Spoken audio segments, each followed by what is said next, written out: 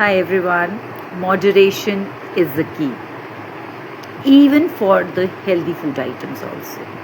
अपनी बॉडी में किसी भी तरीके का एक पर्टिकुलर न्यूट्रिएंट अगर हम ओवर कंज्यूम कर रहे हैं, no matter it is healthy, over consumption of even the healthy stuffs also beyond a certain limit can give you certain health issues. Let's take an example. Today we are going to talk about ABC juice, that's apple, beetroot and carrot juice, or amla, beetroot and carrot juice, which is something बहुत ही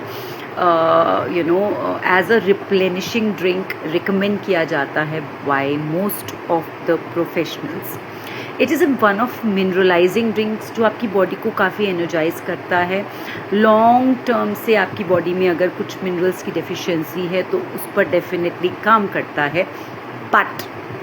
but over intake और consuming it on a regular basis for a very long period of time can give you health issues also. सबसे पहली problem जो हम face करते हैं वो ये करते हैं कि हमें ब्लोटिंग इश्यूज़ रहने लगते हैं. बहुत अगर रेगुलर टाइम तक या बहुत लंबे समय तक इसको हम डेली डाइट का पार्ट बनाते हैं तो हमें bloating related issues, gastric related issues, digestion से रिलेटेड इश्यूज़ बहुत कॉमन ऑब्जर्व होते हैं. सेकेंड इम्पॉर्टेंट चीज़ जो हमको ध्यान में रखनी है वो ये, बिकॉज ऑक्सलेट लेवल्स बहुत ज़्यादा होते हैं. सो people who have a tendency of getting kidney stones very easily should take it in caution. In fact, even the normal individuals अगर इसको आप बहुत प्रोलॉन्ग समय तक और अच्छी क्वांटिटी में डेली बेसिस में अपनी डाइट का पार्ट बना रहे हैं तो आपको ये किडनी स्टोन्स होने के चांसेस दे सकता है.